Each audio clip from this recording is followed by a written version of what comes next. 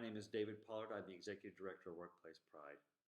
Welcome to the first webinar of 2021, in which we're going to be talking about the change of our acronym to LGBTIQ+.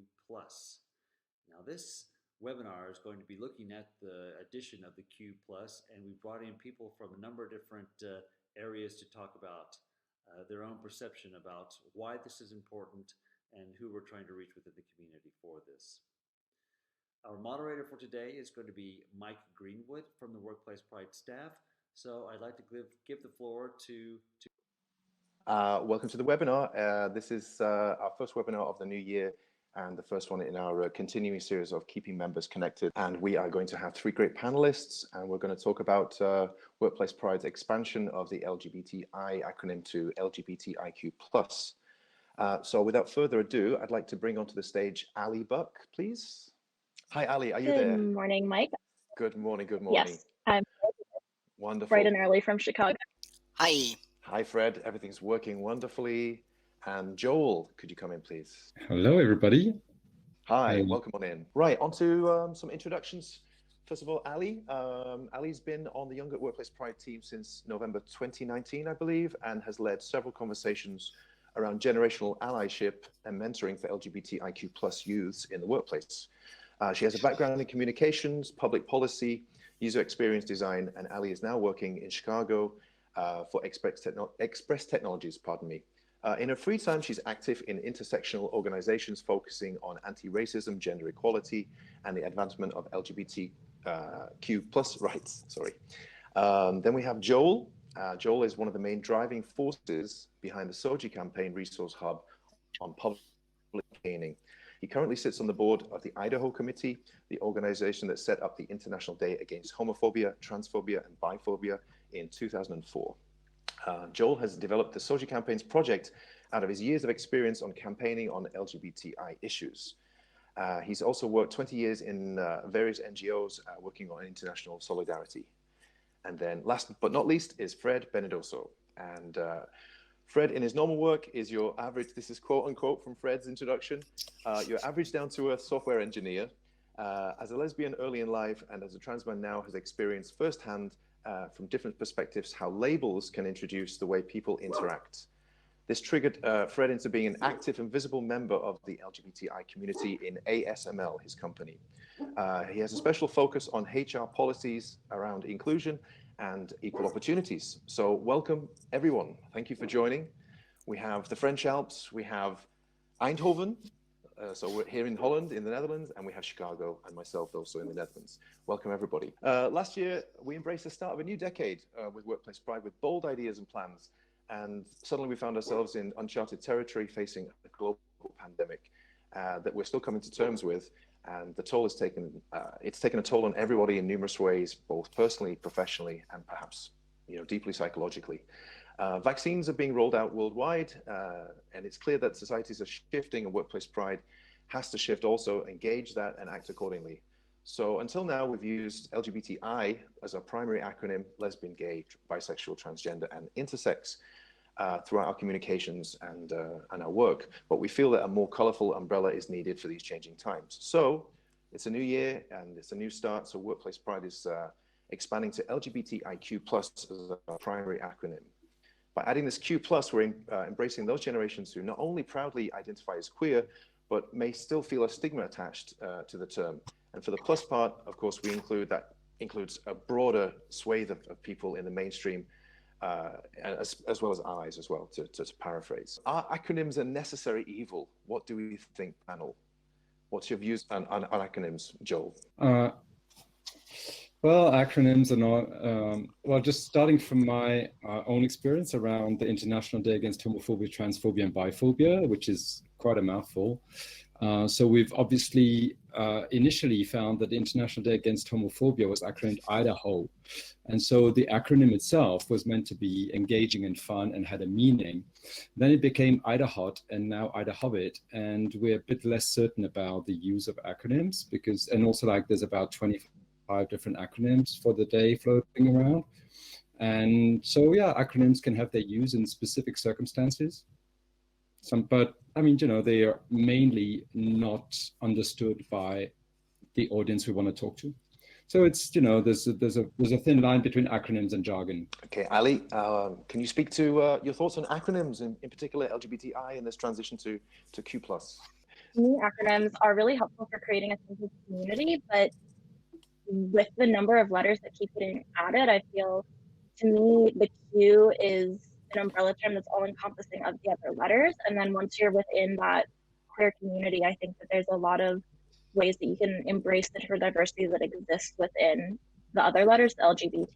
To me, I think acronyms are really helpful for letting people identify within a larger community. But I understand the argument that if you just keep adding letters as more identities become more prevalent throughout society, our acronym can continue to grow, which is why I like having the Q+, because that feels like an term that can just encompass everyone. Fred, how's your feeling about acronyms in particular on this subject? I think it depends a lot on who is your target. It was already said that from inside the community, yes, we recognize the various letters, and it's easy to see what the acronym means. But if we are targeting our allies and in general people outside the community, then a long acronym is just a big question mark. So that's can become a bit problematic. On the other hand, having just one single umbrella term can lead to hiding all the diversity that we have in our community. And we know that depending on the group we're talking about, the things that are important are slightly different. We have different kind of issues, different kind of fights. Although we are all united in the big common fight for being recognized. Yeah, and I also want to say, when they become too complicated, there's a danger of people reverting back to simplifications. And, we see that for some people, LGBTI not just becomes complex, but they're just not sure whether, they actually like it or don't like it. And so they revert back to saying gay, so it becomes back to, gay pride, rather than, other kind of frames. So this is a danger of acronyms. If they're just not good, then people choose something else. And we might not be happy with this. So what we actually use, we use sexual and gender minorities. We think it's, it's short enough to be understood and it's actually meaningful. And it also says something that's a bit more, so that's not an acronym. So I think acronyms are not always a necessity. There's other ways of communicating. So we can actually, it takes a bit of an effort, but we can actually use less acronyms than we do. Okay, I've constructed a poll, and I'm hoping that the audience can jump into the top right and click the arrow. And I'm going to launch a poll about this, and then we're going to get some audience reaction. The poll is basically, does an acronym like LGBTIQ+ help you, say, integrate at work or in the workplace? Help you with your allies, help you with your perhaps people in your own community that are gay and in the umbrella, under the umbrella. So we're going to run the poll for a minute or two. You guys can also see the poll as well if you go to the top right of the screen and the arrow with the line, the vertical line. So we have answers are yes, no, I don't use them, and allies use them. So overwhelmingly, yes. People feel that acronyms like LGBTIQ+ help you integrate at work. That's the majority at the moment with the poll. Going back to Fred then, with ASML being an acronym for your work, for your company, how do you relate and identify yourself at work then, in the workplace? Do you run to the acronym a lot, or do you, when people reference you, then do you go to that term? How does it work for you at ASML? As a culture in ASML, we have plenty of acronyms, and usually there is always the question, what does this mean? So if I can, I try to avoid it. That's the first thing. If I have to refer to the community in SML, we have Pink at SML, which is our own network with all the contacts. So I refer to the Pink community, which works internally in SML. They know what we're talking about, and it's easy to find. If I'm talking with specific people that are interested, then I can explain the acronym and explain what is behind each letter. Just to define the community, sometimes it works, sometimes it just raises questions. Okay. Ali, you've just started a new job in Chicago. how is your integration as far as the acronym and yourself and your identity? How is that going? So within my organization, it's been really easy to be completely myself. And I think that that comes from having interviewed and, had bright colored hair, and being very obviously a member of the queer community, and the sense of not looking like your traditional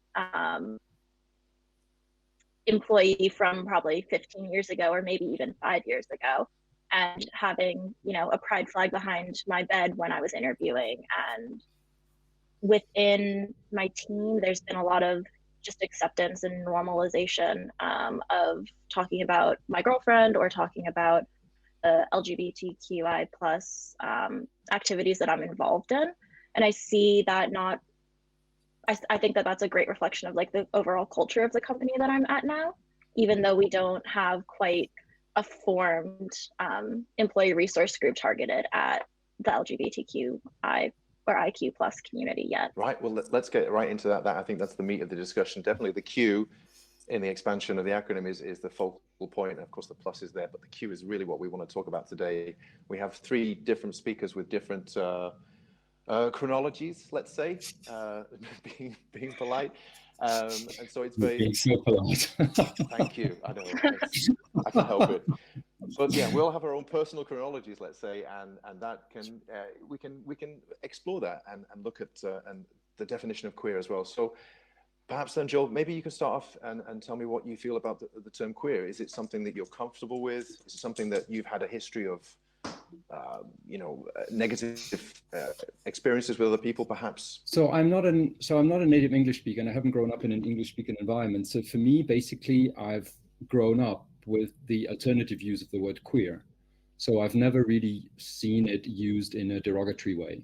So I don't think I would be, in a position to say what it does. But I just feel that with a lot of terms, and if I compare it to things that were used, or maybe the equivalent in French, then I would say that it's part of the reclaiming strategy, right? Like a lot of minority have been reclaiming slur in order to own it and to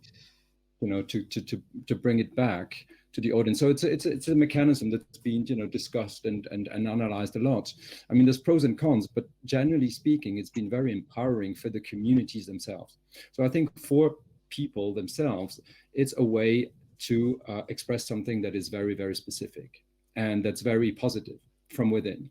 Now, whether our internal frames, like what it means to us, whether this is understood and whether this is the same thing for people. Now, as a communication person, it's part of my job to see where the discrepancies are between what we mean and what people hear.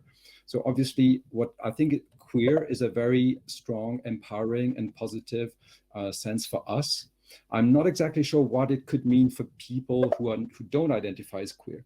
But for example, within the LGBTIQI+ community itself, sometimes the word queer is seen as something that people disagree with.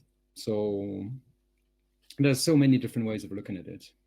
Yeah, I mean, for me, it's always been a very welcoming term that allowed people to identify without having to overtly or to specifically declare their gender or sexual identity. And that created a sense of community that was always very welcoming. I remember I was out to dinner with a couple of colleagues and friends, and I used that word without, hesitation, because it was a word that had always been very welcoming to me. And I saw one of the older people in that group physically flinch when he heard me say the word queer, because it had been such a targeted word for him. And that's when I really started to explore whether or not that was a word that I wanted to use. I still think that it's a very inclusive term that allows people, particularly of a younger generation, to identify with a community without having to explicitly put a definition on themselves. I was reading this study the other day that I think it's 56% of people in Gen Z identify as not straight and not, and so they fall somewhere within the spectrum of sexuality, which is a larger percentage than has ever existed before, but they didn't explicitly identify as bisexual or pansexual or gay. They just identified within the LGBTIQ LGBTQ plus community. And I found that really interesting and an indication of the younger generation is going in terms of identification. Also for me, I'm not a native English speaker, so I learned the term queer already in a positive sense, knowing that, yeah, but in the past it was not positive, but so as a reclaim term. And yeah, it feels good in that sense. It's something that belongs to us. But I see a distinction that, as I was saying before, it's good to have an umbrella term, and in that sense, queer works.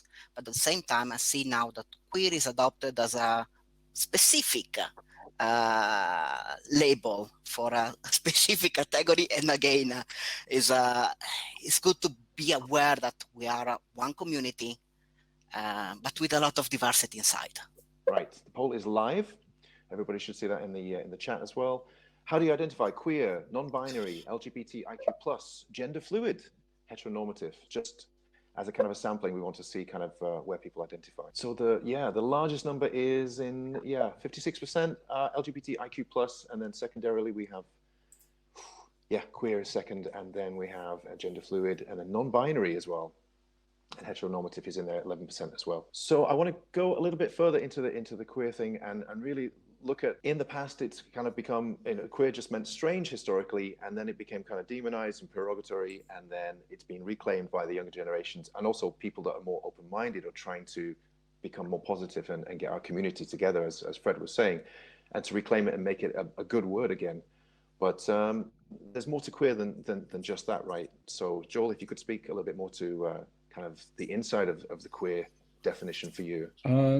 Yeah, thanks. I think, as far as I understand, queer actually means, opposed to heteronormativity. So, and heteronormativity, including within, the LGB and T and non-binary, maybe not non-binary, because by definition they're not heteronormative, but there's a lot of heteronormativity inside, our communities as well.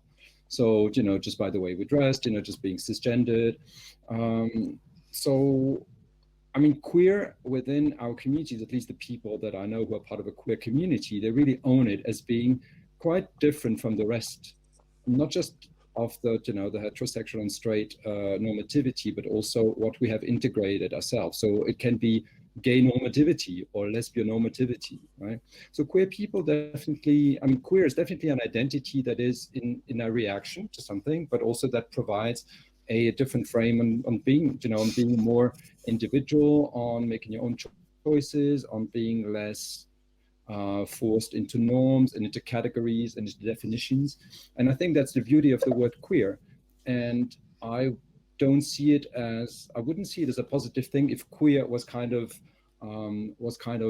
washed away, or if it kind of became something generic and if it lost its meaning, its edge, because it actually does mean something. It is not something that can, be watered down to encompass a whole lot of things. And I think that's the beauty of queer. And I think if you integrate Q in the acronym, it means you integrate queer. You don't integrate something that's vague enough for other people to feel good in. It's something specific. Ali, could you speak to that as well? Yeah, I mean, we had talked about this earlier when we were prepping for this session, and I think I completely agree with Joel that it's a really interesting space within the community of people who are counterculture, so people who are more anti-capitalist and people who are more activist in what they do and how they demand or expect rights, and what they're willing to, how they're willing to present themselves, or how they choose to, decorate their bodies. I think the Q can encompass everyone, but does refer to like a very, very specific set when you like are imagining what a queer person looks like, if that makes sense. Definitely. Fred, how about at ASML, as far as people, do you have co-workers that say I'm queer, and how does that fit into work? Honestly, no. At No. least I never had the opportunity to meet somebody in my company that define themselves as queer. But maybe there are companies is big enough to allow for every kind of diversity. one thing that I was reading, and I think is connected to this, I was reading one of the proposal, yeah, but the acronym is big and we should use an umbrella term. And somebody say, yeah, we fall back and using gay. And I think this is connected to what Joel and Ali were saying, that there is some kind of washing of the term if we take queer as an umbrella. So, well, it's probably the best we can use at the moment, but I don't know, maybe we can come up with something that still makes sense. Joel was having a good proposal about how to replace IDOT acronym. I saw rainbow people in the chat, which also makes quite a strong connection with the rainbow flag that over, that include all the community. Yeah. Great. Maybe something we can work on within a workplace pride or of our communities to find something that really can include everybody. Yes, Joel. Yeah, no, I think the magic of queer is that it does not necessarily refer to sexuality or gender. There's a lot of people outside of our community, like, strictly sexual and gender expression, minorities that identify as, I don't know if they identify as queer, but I think they would identify as queer if they had a possibility of owning it. There's like super butch straight women. I mean, they're queer. I mean, they're perceived as queer. I mean, there's a lot of people who actually think they're lesbians, but they're just not, right? I mean, I've got my neighbor. I mean, she's in a military suit all day. She's got like super short hair, and everybody thinks she's a lesbian, but she's not. She's a mother of 4 and happily married and whatever. So, and I think she would own the term queer if it was given to her. So there's maybe a possibility of using this to expand our focus to also look at allies, at other people, and making connections. And that might actually be a way of not narrowing us down with one more acronym, but actually using this ladder to open us up and to open bridges and stuff. And if queer was explained and proposed to people like this, so like you're just not like your neighbor, kind of thing. Although, I mean, it's beautiful to be like your neighbor. I mean, there's no possibility, specifically like my very butch neighbor. But it would be nice to have this as a possibility for opening up. Yeah. Great. Any thoughts on that, Ali? Yeah. So I don't know if I would include allies within the queer community. I would include them in the plus part of the acronym, because to me, queer is directly related to either your sexual or gender expression or gender identity. And I don't see allies as falling into that because they haven't faced a lot of the same struggles, and they can be supportive and they can love their neighbors, they can love their friends who are part of the queer community. But I would see them as in that plus part of the acronym, the extra people who are there but not fully integrated into the community. Okay, thank you so much. Keeping on schedule as I must do, we have the Q&A section from the audience, and I've just looked into the question section. It's full of stuff. So I'll just dive right in and we'll go into the Q&A. The first one that I can see, this person works in software development, and in their experience, haven't had the opportunity to work in an open environment to these kind of subjects, they say. Never, in fact. Unfortunately, oh my gosh, I have to rearrange the English. Never in a work environment which felt inclusive, this person says. And this is why they're asking about this quite frequently. What can they do about this? What do you feel, the panel, that somebody in this situation can do about this lack of exposure to these subjects? It's a difficult question. I feel called in this, since I'm also working in a software environment. What we did was, looking, is there anybody else? We create a small call group and we start the discussion. We start putting the issue on the table and talking about our life and explain that, hey, there is something more than heteronormativity. there is a lot of diversity, we start having the discussion also with our managers to explain what this kind of diversity can bring to the workforce and to the work floor, and how the company can benefit from it. So yeah, it's not something that, at least personally, it's not something that I talk about every day. But yeah, you see what I have on my background. This is my background also at work. I have a rainbow flag on the back. I used to have a rainbow flag on my table. That started the discussion. And I know that is something that I take responsibility for. If I want this thing to be, my company to be more open and inclusive, it's also part of my responsibility to act on it. It can just be a small gesture like that, like, as you said, putting a rainbow flag, a small ornament on your work desk in your work environment for people to notice and then start the discussion. It can snowball into something much more productive and eye-opening for people that might be on the heteronormative side of things. Joel, what's your thoughts on this? Again, working in a purely, working in an environment with only, sexual and gender minorities, I find it kind of, again, I mean, it's sort of, I mean, it would be hypothetical. Yeah, no, and as I said, I mean, I've never worked in a company, so I couldn't even draw my memories on that. So again, I'd probably better pass. Okay, Ali, any thoughts? Yeah, I mean, I would agree with Fred, is just making sure that you are open and seem accessible, whether that's putting a rainbow flag on your desk or a sticker on your laptop or some way of indicating to other people that you are part of the community. I know that when I saw that as an intern in San Francisco, that was really helpful with showing me that there was someone else who was like me, and making me feel more comfortable about being myself, especially when I was really young. Okay, great. On to the next question. And this person says they've joined a lot of discussions on this topic, and the differences are small, but nevertheless, there's still differences there in the definition of queer. So who gets to decide on the definition? Asks the audience. I think, Joel, we were talking about this the other day with the dry run about the internal debate and the external debate on terminology and where things are going. Well, there's obviously how you define yourself, how you identify yourself, and what you mean when you say I'm queer. And then there's what people use, and obviously different people will have different meanings. It's kind of impossible to have a unified meaning, and basically who decides on the meaning is the people who say it and the people who hear it.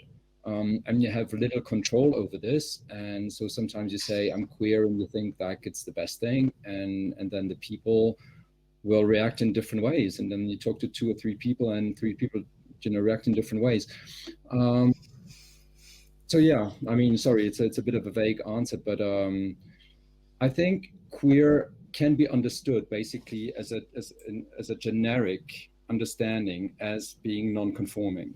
So as being outside of the, as being in the margins, as being outside of the norm. And I think this is the kind of the minimal sense that everybody can agree on. And then around that, there's a whole lot of different, there's obviously the core sense, and then there's all this kind of, meta senses and meta narratives around it. So, and these are much more flexible. Sorry, that's a little bit vague, but. Fine, actually. This is an interesting question. Just a side note from the poll that we just had. Leslie in the chat says, "How do I identify myself and label myself, quote unquote, if I'm not any of the things that were in the poll?" And also, this person says that they're not heteronormative, so the poll didn't have an option for this person. So, how do they identify and label themselves? Any ideas or thoughts on that, Ali? Yeah, I mean, identity is such a personal element of who you are, and so it's really challenging to label yourself if you don't see how you identify within options available. And I'm curious if, because I saw elsewhere in the questions or chats that someone hadn't identified as completely LGBTQI plus because they identify specifically with one of those letters as opposed to multiple, and had wished that there were options for that. So I'm curious if that is part of the question, or how else you do identify, because there are so many different ways to identify. Like I have seen on several apps up to like 13 different ways that people can identify. And I think it's all about the options you have, which is why it's also important that companies offer multiple options, but also that there is some sort of consensus over what letters are available, what words are appropriate. Like to me, that's what queer is this entire option of not being straight and not being cisgendered, or I guess or either of those. And so to me, that's kind of the catch-all phrase, but clearly that's not the same to everyone else. Okay. With the Q&A section, we have actually votes based on people's likes of those questions. So actually this comes back to what we were talking about the other day with the dry run and kind of the international perspective on terminology and acronyms, etc. Magda asks, how should we explain queer in countries where people struggle to understand even just LGBT as an acronym or what's behind it? She says, we were considering using LGBTQ+, that acronym at work, but settled on LGBT+, fearing that the conversation might get too complicated for some regions with an additional letter. So what are your thoughts on that as far as the international scope of acronyms and where we should expand and contract? Joel. Yeah, I mean, obviously, I would say that if adding the Q and the I and the plus is complicated, and I would probably imagine that the LGBT is complicated already, and that it's probably not a good idea to use any of these in the first place. I mean, you know, we're kind of using, I mean, this is when it comes down to becoming jargon. I'm not sure that, you know, and I see as activists, you know, I'm connected with activists in about 130 countries through the activities of the May 17 Day. And I see these, you know, LGBTQI+ or whatever other acronyms being used in contexts where, you know, it makes no sense. And people actually, I think they've been using it in terms at a stage where they were building up their identities and thinking about it, having this kind of webinars internally. And now I see it actually disappearing more and more, and people reverting back to their own expressions of, you know, what makes sense for them around, you know, sexual gender minorities that comes back and that can be translated, or, you know, other people talk about, you know, other stuff, you know, they just reframe it in a way that makes it useful and relevant for their own context. And actually, as I feel, my own experience is that I see these acronyms being, I mean, both obviously are being used more because just more communication around it, but I also see other forms of expressions being used more and more, which might, you know, be a stronger trend than, for example, the trend of expanding the letters of the alphabet, which is also a trend. But that might be very specific to also, like, you know, a few English-speaking Western countries which have, you know, already been with this acronym for a long time. So, and, you know, this question is like, if you're not LGBTIQ+, what are you? Or what, I mean, the thing is not what are you? Obviously, it's like, how do you identify yourself? And that's a question to you. I mean, you know, basically, what do you say when people ask you, what are you? I mean, you're not, obviously you're not going to say I'm neither LGBTQ nor I nor plus. So it's also a way to reinvent these expressions for everyone. And maybe you can say you're part of the rainbow community, and that's fine. Maybe you can say I'm pink, and that's fine. So yeah, self-identification is about your own expression, and that's very valid. Yes, on top of that, because I see in the past when we choose how to explain pink outside the Netherlands, we use the same acronym as workplace pride, and we stick to that. And I expect we will have now the conversation, hey, should we add also the Q? And if we decide to add the Q, we also need to have it explained. It's not just something that you add. So that would be my feeling, that the moment that you want to use a different acronym, you need to be to provide also the background information on why the acronym has changed and what you want to cover more.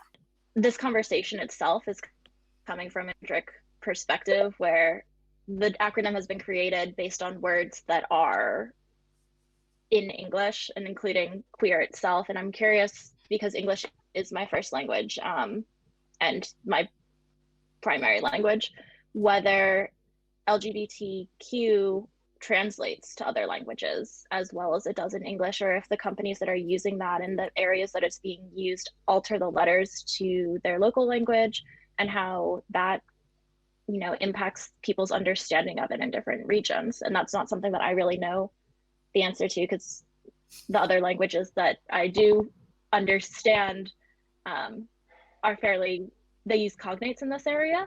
And so I'm curious for the country. So Magda, when you're using that acronym at work, does it get complicated because there's a lack of translation, or does it get complicated because of the overall concept? Yeah, no, I wanted to come back to what Fred said, which is really interesting. It's about, you have to explain what the Q stands for. And you're totally right, Fred. I would go maybe one step beyond, and to say that you also have to own what the queer means. It's not just about adding something and then thinking that you've done your job and stuff. If you add the queer, it means that you also you're promoting, for example, policies within workplace pride, that you're promoting policies that allow staff to be non-conforming. So which basically means you're allowing, I don't know, men to come in heels, or maybe even to go and see customers with earrings. Who wants to do that? And what companies actually allow the queer? I don't know, and it's not my business, obviously, to neither judge or whatever. But I think if you're adding the queer, it also means that you're owning it to a certain extent. So it doesn't mean that you're going to queer, the corporate sector, because that's not the role of workplace pride. But at least you're going to allow queer people, or you're going to, I don't know what you're going to do. I mean, this is for workplace pride to say, but it means to own it and to make sure that you consider it at least acceptable or positive to be queer within workplace pride members. And that is something that translates into policies, that translate into dress codes, that translates into hair colors, that translates into perfume, and a whole lot of things that I know from companies, although I've never worked in one, and that's probably why I never worked in one. That's all, this is quite codified. Maybe there's something to think about, how queer are workplace pride members ready to be? Not necessarily as a corporate, right? I mean, it's not like the corporate identity all of a sudden has to become queer, but how comfortable are queer staff members within these companies, and what is being done to make them more comfortable? Yeah, sorry. Yeah, I think that ties back to what I was saying earlier about how companies, particularly ones that are trying to attract younger people, need to be more accepting of the fact that there are people who identify as queer and therefore will come in with funky colored hair and tattoos and piercings and wearing clothes that might not align with the preconceived gender that they are perceived to be, and it's what makes them comfortable. And to me, providing space for people to be queer at work allows them to be comfortable in themselves and themselves entirely. And that's in how they present and how they speak and how they do everything. And so, yeah, I think that's the significance of queer within the corporate community. Right, wonderful. Fred, did you have a point there? Yeah, something to work on this. I see also a difference between being queer inside the company and when you have to deal with your customers, because then you have to make also your customer open to the queerness of your employees, and that is a different discussion that becomes much more difficult. So it is relatively easy to be queer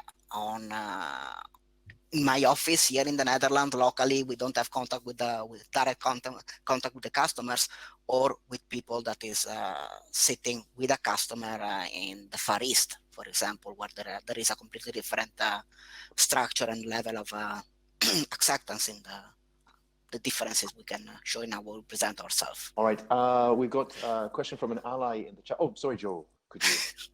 No, just a tiny thing. I mean, yes, it's about how you be the company, but it's also for example, how the company communicates. I mean, I was just seeing this Gillette ad with a very non-conforming person there, a very queer trans non-conforming men shaving, and that's part of their communication. And that's also what means owning the queer. I mean, there's so many ways that a company can actually expand, their own norms and how they communicate in their image. I know all of this is really tied to brand image. It's not an easy decision and stuff, but if you add, maybe adding the Q in this acronym will also help companies think about how they can expand these notions. So for the staff, for the relationship between the staff and the clients, but also with all the rest of the communications, including the marketing communications of the companies.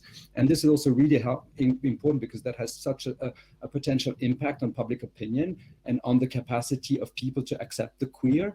So instead of just doing it within your company, you also have this capacity of via more social acceptance, making it easier for people inside your company, whatever your company does, right? So there's all these different levels where adding the Q can really be meaningful and super important, and there can be a lot of impact. So it's not just adding a letter. I think beyond there's a capacity for having a real social impact around all these things. So that's why I think it's exciting.